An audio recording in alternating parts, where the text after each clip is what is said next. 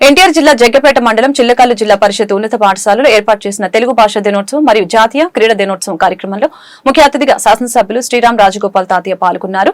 తెలుగు భాష మన సంస్కృతి సాంప్రదాయాలకి ప్రతీకగా నిలుస్తూ విశ్వవ్యాప్తంగా తన ప్రత్యేకతను చాటుకుంటూ ఉందని ఆయన తెలియజేశారు. కార్యక్రమంలో స్కూల్ యాజమాన్యం, గ్రామ నాయకులు తదితరులు పాల్గొన్నారు.